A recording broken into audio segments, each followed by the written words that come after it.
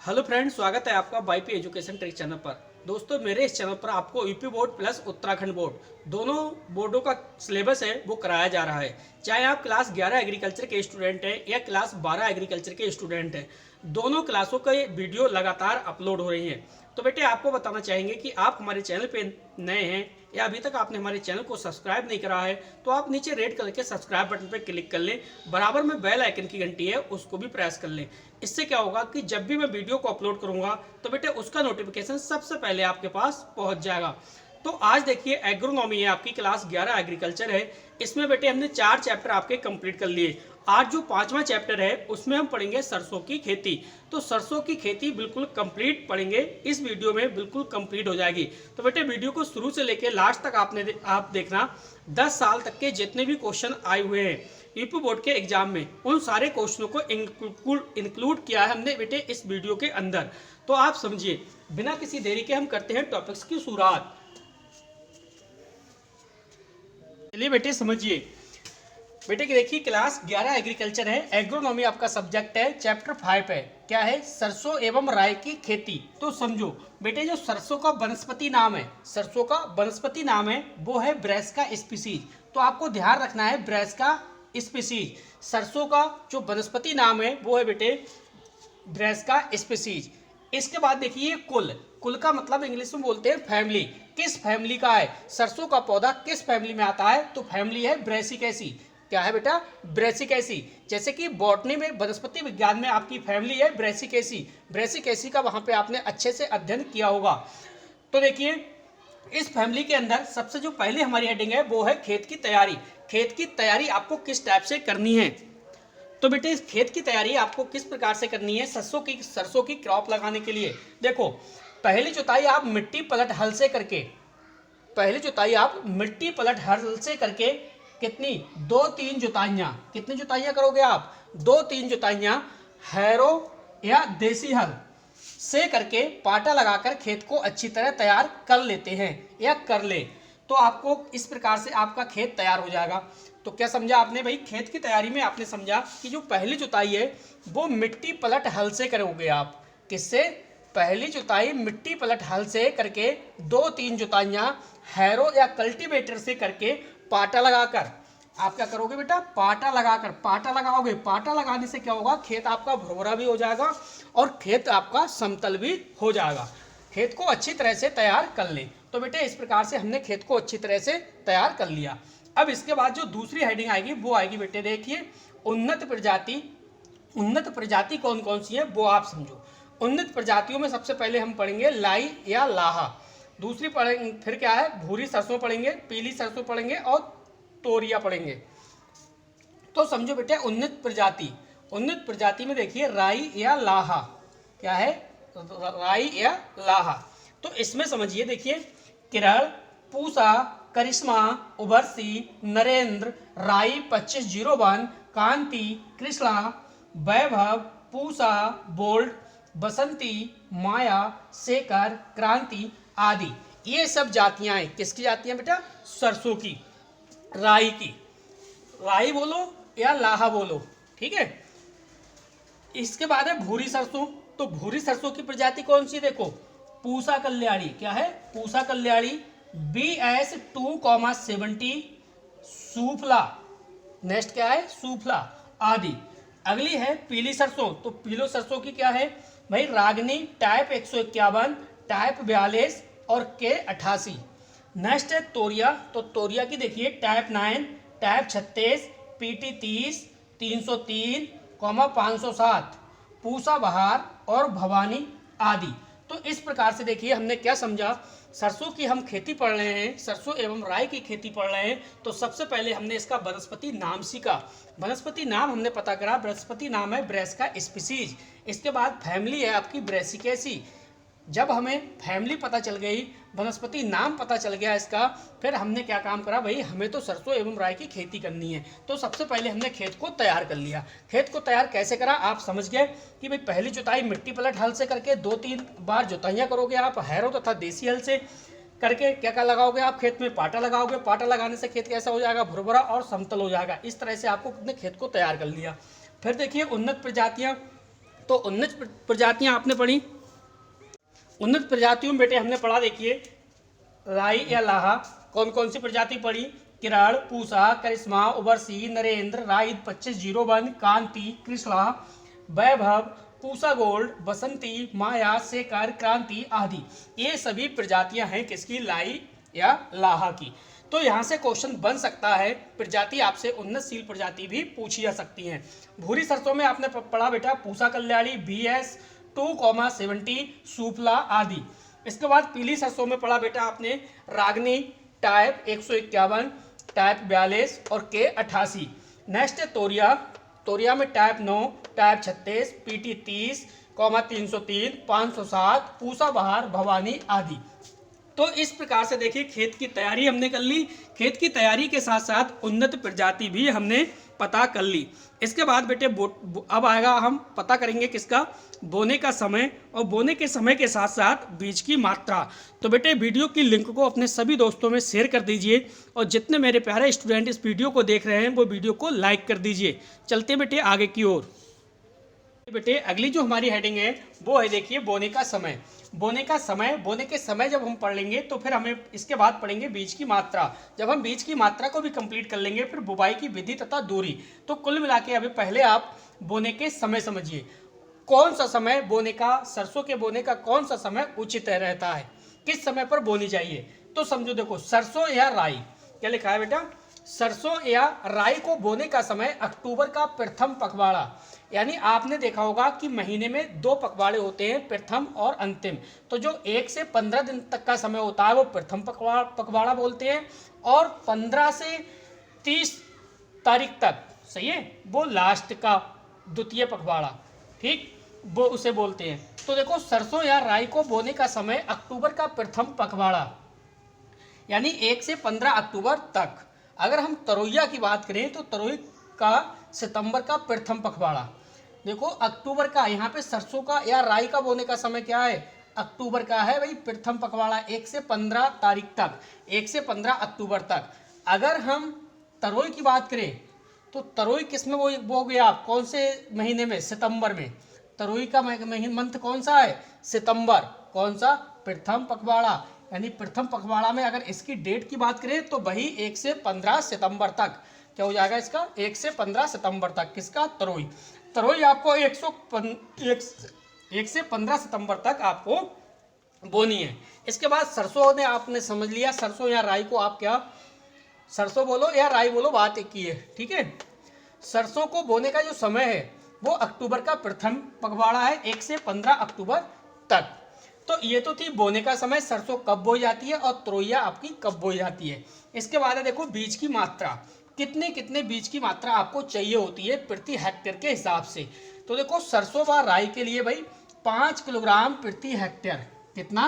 5 kilogram प्रति hectare चाहिए होती है। सरसों के लिए, सरसों या राई, सरसों व राई कुछ भी बोलो आप, कितना? सरसों और राई के लिए 5 किलोग्राम, 5 से 6 किलोग्राम प्रति हेक्टेयर। अगर हम तरोई की बात करें तो देखिए तरोई की है बेटे 4 किलोग्राम प्रति हेक्टेयर।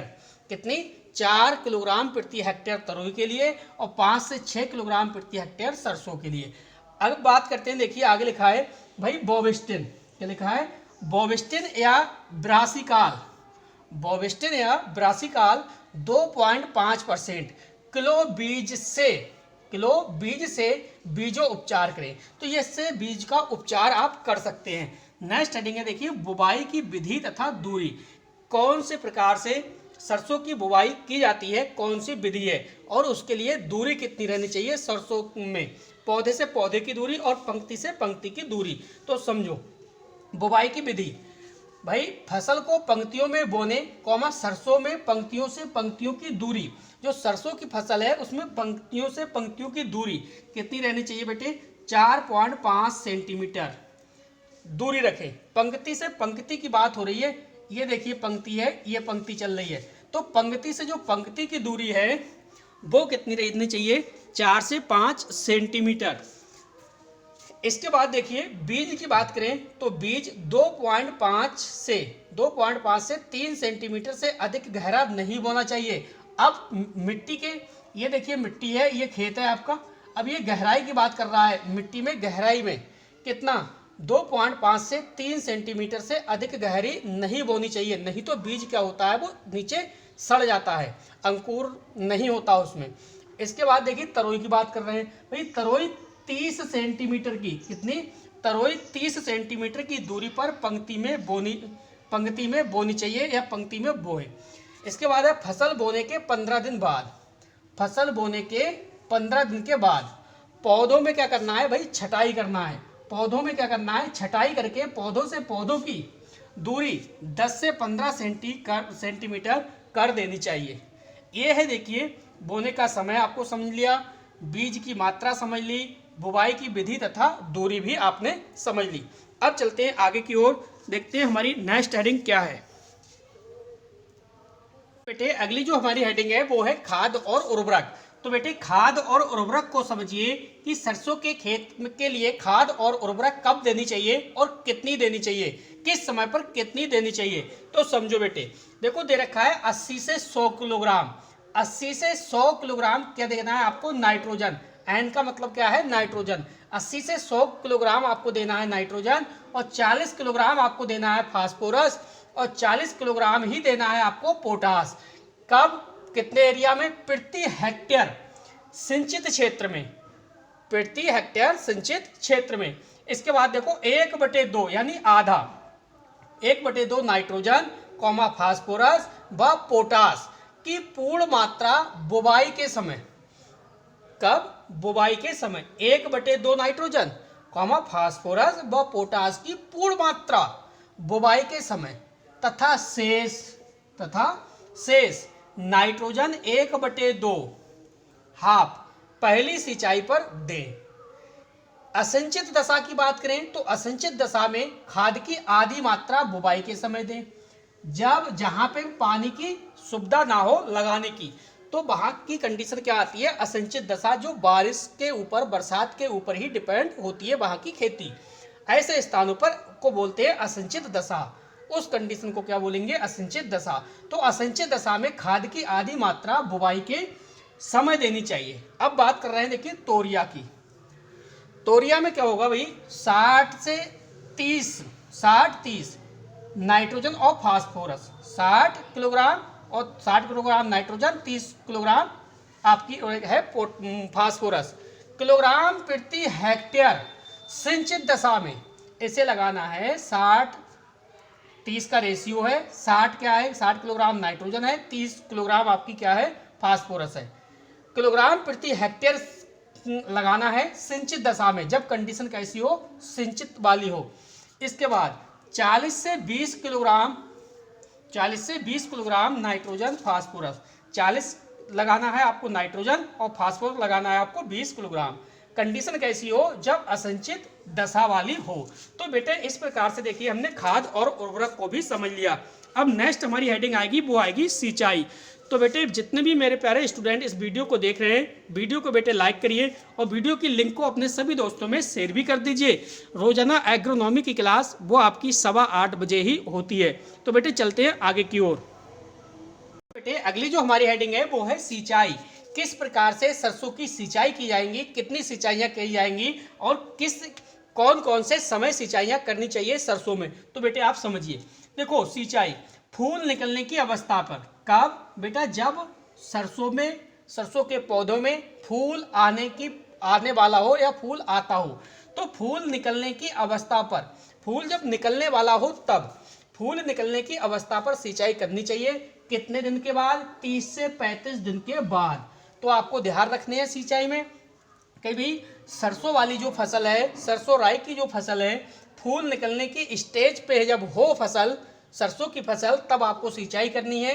दिन तब तक हो जाएंगे उस क्रॉप को बोए हुए आपके 30 से 35 दिन बाद लगभग। इसके बाद दूसरी सिंचाई, एक तो हो गई पहली सिंचाई 30 से 35 दिन बाद आपने कर दी, जब कंडीशन कैसी हो, फूल निकलने वाला हो पौधे में।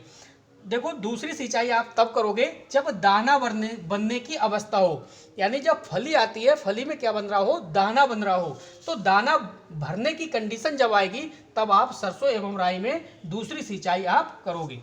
इसके बाद अगर हम बात करें तोरिया की, किसकी, तोरिया की। तोरिया में कब आप पानी लगाओगे, तब कब आप सिंचाई करोगे भाई, तोरिया में फूल निकलने की अवस्था पर। तोरिया में जो सिंचाई करोगे वो फूल निकलने की कंडीशन में करोगे, जब फूल निकलने की स्टेज हो तब। टाइम दिन कितने, 25 से 30 दिन बाद। तो बेटे इस प्रकार से हमने देखी सिंचाई को भी कवर कर लिया। अब जो हमारी हेडिंग आएगी वो नेक्स्ट हेडिंग है खरपतवार नियंत्रण। तो बेटे चलते हैं आगे की ओर। अगली हेडिंग समझिए, अगली हेडिंग है हमारी वो है खरपतवार नियंत्रण। तो बेटे किस प्रकार से हम खरपतवार को नियंत्रण करेंगे, खरपतवार को कंट्रोल करेंगे सरसों की फसल में। तो समझो आप, देखो बुवाई के 15 से 20 दिन बाद, कब करना है आपको बेटे, बुवाई से 15-20 दिन के बाद निराई गुड़ाई करके, क्या करना है, निराई गुड़ाई करके घने पौधों को उखाड़कर, क्या करना है बेटे, जो घने घने पौधे होते हैं उनको उखाड़कर पौधों की आपस की दूरी 15 से 20 सेंटीमीटर कर देनी चाहिए। तो कुल मिला के आप समझ गए होंगे कि भाई खरपतवार नियंत्रण हम हेडिंग में पढ़ रहे हैं खरपतवार नियंत्रण को, और इसमें करना क्या है, इसमें यह करना है कि बुवाई के 15-20 दिन बाद निराई गुड़ाई करके जो घने घने सरसों के पौधे होते हैं खेत में, उन पौधों को हम उखाड़ कर, और जो पौधों की आपस की दूरी है वो दूरी 15 से 20 सेंटीमीटर कर देनी चाहिए। पहली निराई सिंचाई से पूर्व, पहली जो निराई करनी है वो सिंचाई करने से, पानी लगाने से खेत से सरसों की फसल में, उससे पहले करनी है, तो सिंचाई से पूर्व। तथा दूसरी सिंचाई के बाद, सिंचाई के 10-15 दिन के बाद करें। पहली कब करें, सिंचाई करने से पूर्व पहले, और दूसरी सिंचाई के 10-15 दिन के बाद करें। फसल बोने के तुरंत बाद, फसल बोने के तुरंत बाद आइसोप्रोट-यूरान, क्या करना है, आइसोप्रोट-यूरान 1.0 kg यानी 1 किलोग्राम सक्रिय तत्व प्रति हेक्टेयर कितने पानी में, 800 से 1000 लीटर पानी में घोलकर क्या करना है भाई, छिड़काव करना है। छिड़काव करना है यानी कुल मिला के स्प्रे करनी है। इसके बाद है पेंडीमेथालिन। पेंडीमेथालिन 3.3 लीटर प्रति हेक्टेयर के हिसाब से का छिड़काव भी कर सकते हैं। क्लियर। तो ये था खरपतवार नियंत्रण, ये ही प्रोसेस करोगे तो आप खरपतवार को कंट्रोल कर सकते हो सरसों के खेत से। तो खरपतवार नियंत्रण को भी हमने समझ लिया।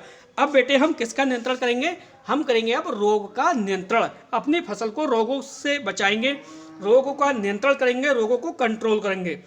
नेक्स्ट हमारी हेडिंग आएगी वो आएगी कीट का नियंत्रण, और इसके बाद उपज।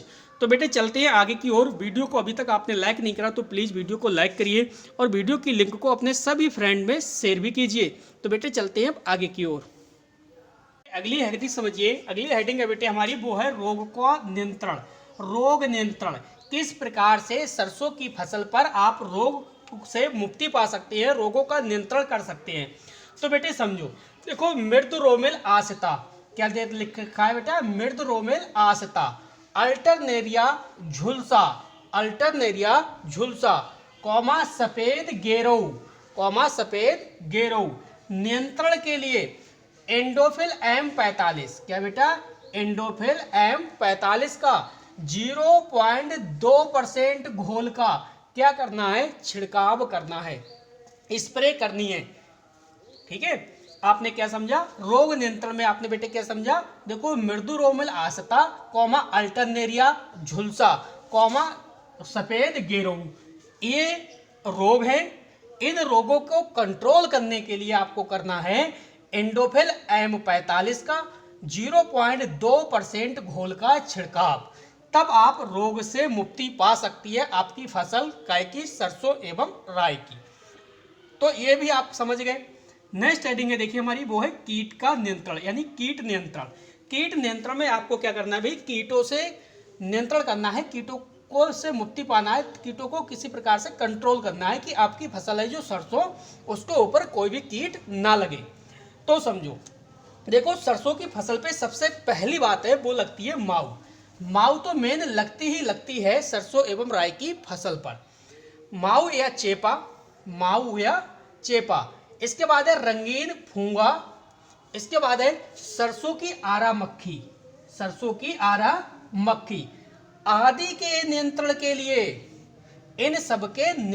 लिए, इन सबको कंट्रोल करने के लिए किस किस को? सरसों की फसल पर क्या लगती है? माहू लगती है या चेपा बोलो आप, रंगीन फूगा, सरसों की आरा मक्खी आदि के नियंत्रण के लिए, उसके लिए कंट्रोल करने के लिए, इन सबको कंट्रोल करने के लिए भाई मेटासिस्टॉक्स, किसका? मेटासिस्टॉक्स 25 ईसी, मेटासिस्टॉक कितना? 25 ईसी, या रोगोर कितना?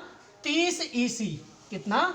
30 ईसी 1 लीटर प्रति हेक्टेयर, कितना? 1 लीटर प्रति हेक्टेयर 10 लीटर पानी में, कितने में? 10 लीटर पानी में घोलकर प्रति हेक्टेयर छिड़काव करें। घोलकर क्या करना है? प्रति हेक्टेयर छिड़काव करना है। बेटे इस प्रकार से देखिए आपने क्या काम करा, आपने भाई रोग नियंत्रण को भी समझ लिया, कीट नियंत्रण को भी समझ लिया, किस प्रकार से हमने कीटों से मुक्ति पाई, कीटों का कंट्रोल करा, किस पे? सरसों की फसल पर। सरसों की फसल पे आपने समझा माहू या चेपा, रंगीन फूगा, सरसों की आरा मक्खी आदि के नियंत्रण के लिए, आदि को कंट्रोल करने के लिए मेटासिस्टॉक्स 25 ईसी या रोगोर 30 ईसी 1 लीटर प्रति हेक्टेयर, कितने में? 1000 लीटर पानी में घोलकर प्रति हेक्टेयर का के हिसाब से छिड़काव करना है। अब समझो भाई उपज। अब नेक्स्ट हमारी लास्ट हेडिंग इस खेती की क्या आ गई? उपज। तो उपज में देखो भाई सरसों बार राई कितनी निकलती है, निकलनी चाहिए, उसकी उपज है कितनी? तो देखो 15 से 20 कुंटल प्रति हेक्टेयर के हिसाब से, 15 से 20 कुंटल प्रति हेक्टेयर। इसके बाद अगर हम तरोई की बात करें तो बेटे तरोई कितना? 12 से 15 कुंटल प्रति हेक्टेयर दे रखा है, 12 से 15 कुंटल प्रति हेक्टेयर। तो बेटे इस प्रकार से देखिए सरसों एवं राई की खेती को भी हमने कंप्लीट कर लिया। अब यहाँ से जितने भी इंपॉर्टेंट क्वेश्चन बन रहे हैं अब से लेके पिछले 10 सालों के बीच के अंदर, 10 सालों के बीच में जितने भी इंपॉर्टेंट क्वेश्चन आए हैं उनसे मैंने इंपॉर्टेंट क्वेश्चन छाटे हैं जो संभावित आपके आने वाले एग्जाम के लिए हैं। तो बेटे एक एक क्वेश्चन को हम अच्छे से समझेंगे। देखिए अगला क्वेश्चन है कि सरसों में बिल्लीकरण को समझाइए। यह क्वेश्चन काफी महत्वपूर्ण रखता है अपने आप में। सरसों में बिल्लीकरण को समझाइए, यह क्वेश्चन कई बार आ चुका है। सरसों में बिल्लीकरण को समझाइए। तो देखो एक बात आपको पता है भाई, जो सरसों की फसल होती है ना, तो सरसों की फसल में जो पंक्ति से पंक्ति की दूरी होती है वो 30 से 45 सेंटीमीटर होती है। ये देखिए जो पंक्ति से पंक्ति की दूरी चलेगी ना, ये जो दूरी है ये 30 से 45 सेंटीमीटर की होती है। इसके बाद जो पौधों से पौधों की दूरी होती है वो 15 से 20 सेंटीमीटर। ये देखिए पौधे से पौधे की जो दूरी होगी वो कितनी होगी? 15 से 20 सेंटीमीटर होती है, ये आपको पता है। जब देखो बीज की बोवाई पंक्ति में की जाती है ना, जब अगर हम बीज की बोवाई इस पंक्ति के रूप में करें, पंक्ति में करें, तो क्या होगा कि पंक्ति से पंक्ति की दूरी निर्धारित माप के अनुसार ही होगी। इसके बाद किंतु अगर हम पौधे से पौधों की दूरी निर्धारित नहीं कर सकते, क्योंकि जब हम बीज इस पंक्ति के अंदर बोएंगे, बीज इस पंक्ति में बोएंगे, तो क्या है पंक्ति से पंक्ति की जो दूरी है इसे तो हम निर्धारित कर सकते हैं, लेकिन पौधे से पौधे की जो दूरी है उसे निर्धारित नहीं हो पाती या नहीं कर सकते। तो ऐसी दशा में क्या करोगे? ऐसी दशा में आपको भाई जो पंक्ति है, पंक्ति में बीज की अधिक मात्रा डालनी पड़ेगी। ये पंक्ति है, इसमें बीज की आपको अधिक मात्रा डालनी पड़ेगी। जब इसमें इस पंक्ति में आपको बीज की जब अधिक मात्रा डालोगे तो 15 से 20 दिन के अंदर अंदर ये जो बीज डालोगे वो अंकुरित होकर जमाएगा। फिर आपको क्या करना है, जब आपके 15 से 20 दिन हो जाएंगे तो 15 से 20 दिन के बाद आपको क्या करना है कि जब पौधे छोटे हों, ठीक है, तो पौधे से पौधे के निर्धारित माप के अनुसार आपको क्या करना है, ये जो दो स्वस्थ पौधे हैं, ये दो, एक पौधा ये है एक पौधा ये है, ये दो स्वस्थ पौधे हैं, इनके जो बीच का जो पौधा है ये अतिरिक्त पौधा है, इसको आप हाथ से उखाड़ के फेंक दीजिए, हाथ से उखाड़ के निकाल दीजिए। जब इन दो पौधों के ये दो पौधे स्वस्थ हैं और इनके बीच का जो पौधा है उसे आपने निकाल के हटा दिया, क्योंकि आपको पता है पौधे से पौधे की दूरी कितनी है, 15 से 20 सेंटीमीटर है, तो ये दूरी आपको रखनी है 15 से 20 सेंटीमीटर। तो आपने क्या समझा, आपने देखिए ये समझा भाई, जो जब पौधे को 15 से 20 दिन की अवस्था के हो जाते हैं तब आप क्या करते हो कि पौधे से पौधे के निर्धारित माप के अनुसार दो स्वस्थ पौधों को आपने उखाड़ा और दो स्वस्थ पौधों के बीच के जो बीच में जो एक अतिरिक्त पौधा था ये वाला, इसे तो अपने हाथों से उखाड़ दिया, उखाड़ के अलग कर दिया। तो इसी प्रकार जो अतिरिक्त ये पौधा आपने निकाला, तो ये अतिरिक्त पौधा निकालने की जो क्रिया है, अतिरिक्त पौधा जो निकालने की प्रक्रिया है, पौधा निकालने की प्रक्रिया है, इसी प्रक्रिया को हम क्या कहते हैं भाई, सरसों में बिरलीकरण कहते हैं। तो आप समझ गए होंगे, एक बार फिर से समझ लीजिए। देखो अब आप समझिए कि भाई सरसों में बिरलीकरण क्या होता है। पंक्ति से पंक्ति की दूरी आपको पता है 30 से 45 सेंटीमीटर होती है। पौधे से पौधे की दूरी जो है वो 15 से 20 सेंटीमीटर होती है। फिर हम क्या करते हैं भाई, हम जब सरसों को एक पंक्ति में बोते हैं, हम इस सरसों को एक पंक्ति में बोते हैं, तो बोते समय हम बीज की मात्रा कुछ अधिक डालते हैं इस प्रकार से। तो इस प्रकार से जब हम बीज की मात्रा डालेंगे तो ये पौधे 10 से 15 दिन के अंदर अंदर अंकुरित होकर थोड़े से बड़े हो जाएंगे। जब ये बड़े हो जाएंगे तो हमें अब क्या पता है, हमें पता है कि जो पौधे से पौधे की दूरी है वो 15 से 20 सेंटीमीटर तक होती है, ये बात तो पता है। तो बोते समय हम पौधे से पौधे की दूरी जो है 15 से 20 सेंटीमीटर नहीं रख सकते, लेकिन पंक्ति से पंक्ति की दूरी हम जरूर रख सकते हैं 30 से 35 सेंटीमीटर। तो हमें क्या करना है, हमें ये करना है, जो पंक्ति में ये आपके पौधे लगे हुए हैं सरसों के, उगाए हैं, तो इन पौधों में से भाई 2 स्वस्थ पौधे हैं, ये 2 स्वस्थ पौधे हैं, 1 और 2, इनके बीच में जो ये पौधा है, तो हम इस दूरी के अनुसार इस पौधों को निकाल देंगे, अतिरिक्त पौधों को हम बाहर निकाल देंगे। और जब हम अतिरिक्त पौधों को बाहर निकालेंगे तो इसी को हम क्या कहेंगे, सरसों में बिरलीकरण। जैसे अब आप ये 2 पौधे हैं, ये वाले, इनके बीच में ये पौधा है, इसे आप निकाल सकते हो। इसके बीच में ये पौधा है, इसे आप निकाल सकते हो। इसके बीच में ये पौधा है, तो आप इसे निकाल सकते हो। ठीक है, इस प्रकार से ये दूरी को देखते हुए, तो बेटा इसी को हम क्या कहते हैं, बिरलीकरण। जिससे क्या होगा, जब आप इन पौधों को बीच में से निकाल दोगे तो क्या होगा, जो आपका ये वाला पौधा है और ये पौधा है, ये क्या करेगा बेटा, इसी वृद्धि जो है वो बहुत तेजी से करेगा और विकास भी बहुत तेजी से होगा, क्योंकि इसके अंदर जो गैपिंग है, ये वाला जो गैप है वो गैप अधिक मिल गया, ये गैप है अधिक मिल गया। जब गैप अधिक मिल गया तो ये पौधा तेजी से वृद्धि और तेजी से विकास करेगा। जब ये देखिए घने घने पौधे हैं, ये तेजी से ना तो वृद्धि कर सकते और ना ही विकास कर सकते, तो ये कंडीशन नहीं होनी चाहिए। सरसों में बिरलीकरण क्या है, आपने समझ लिया कि पंक्ति से पंक्ति की दूरी इतनी और पौधे से पौधे की दूरी इतनी। जब एक पंक्ति में हम सरसों का बीज डालते हैं, तो बीज डालते समय पौधे से पौधे की दूरी तो हम तय नहीं कर सकते, लेकिन पंक्ति से पंक्ति की जो दूरी है वो तय कर सकते हैं। 2 स्वस्थ पौधों के बीच में, ये 2 स्वस्थ पौधे हैं, इनके बीच में एक पौधे को आप बाहर निकाल दो इस दूरी के हिसाब से। तो जो आपने पौधे की ये बीच से निकाला, उसे जो ये अतिरिक्त पौधा था, इस पौधे को आपने निकाला, तो अतिरिक्त पौधे को निकालने की प्रक्रिया क्या कहलाई, सरसों में बिरलीकरण। अब इससे क्या होगा, जो अतिरिक्त पौधा आपने निकाला, तो जो 2 पौधे ये बचे साइड से, इनके बीच में जो गैप बचा, ये गैप काफी मिल गया। इससे क्या होगा, पौधा अतिरिक्त वृद्धि करेगा और अतिरिक्त विकास करेगा। तो ये था बेटा पौधों में बिरलीकरण। अब कुछ क्वेश्चन और भी हैं। अभी तक बेटे वीडियो को आपने लाइक नहीं करा तो प्लीज़ वीडियो को लाइक करिए और वीडियो की लिंक को अपने सभी दोस्तों में शेयर करिए। तो बेटे चलते हैं आगे की ओर, चलते हैं अगले क्वेश्चन की ओर। देखिए अगला क्वेश्चन है आपका, क्वेश्चन कह रहा है पीली सरसों की प्रति हेक्टेयर औसत उपज लिखिए। जो पीली सरसों है, पीली सरसों की प्रति हेक्टेयर औसत आपको उपज बतानी है, तो कितनी होगी, ये क्वेश्चन आपसे पूछा जा सकता है। तो बेटे जो पीली सरसों है, इसकी जो प्रति हेक्टेयर औसत उपज है वो है बेटे 12 से 14 कुंटल। कितनी, 12 से 14 कुंटल प्रति हेक्टेयर। इसका आंसर क्या हो जाएगा बेटे, पीली सरसों की प्रति हेक्टेयर जो औसत उपज है वो कितनी है, 12 से 14 कुंटल प्रति हेक्टेयर। अब चलते हैं आगे की ओर। अगला क्वेश्चन है, देखिए राई लहटा की प्रति हेक्टेयर औसत उपज लिखिए। अब देखो राई लहटा की प्रति हेक्टेयर औसत उपज पूछ रहा है, कितनी होनी चाहिए। तो बेटे जो इसकी होगी वो होगी 15 से 20 कुंटल। कितना, 15 से 20 कुंटल प्रति हेक्टेयर के हिसाब से। क्लियर। अगला क्वेश्चन भी आपकी स्क्रीन पर। अगला क्वेश्चन कह रहा है कि सरसों की 2 उन्नतशील प्रजातियां बताओ। भाई सरसों की कोई भी 2 आप उन्नतशील प्रजातियां बताओ, जल्दी से कमेंट करिए, इसका करेक्ट आंसर क्या होगा।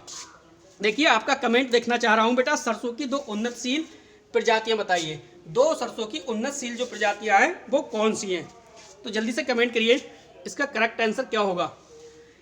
सरसों की 2 उन्नतशील प्रजातियां, तो पहली देखिए, पहले नंबर पर हो जाएगी बरदान, दे रहा हूं क्या, बरदान। अगर हम सेकेंड नंबर की बात करें तो हो जाएगी करिश्मा। सेकेंड नंबर की क्या हो जाएगी बेटे, करिश्मा। तो कुल मिला के देखिए इस प्रकार से आपने सरसों एवं राई की खेती को कंप्लीट कर लिया। चैप्टर 5 आपके कंप्लीट हो गए। अब जो छठा चैप्टर आएगा वो कल मिलेंगे अपने 8:15 बजे शाम को। तो बेटे बस इस वीडियो में इतना ही था। वीडियो देखने के लिए आपका धन्यवाद। अब मिलते हैं कल नेक्स्ट डे।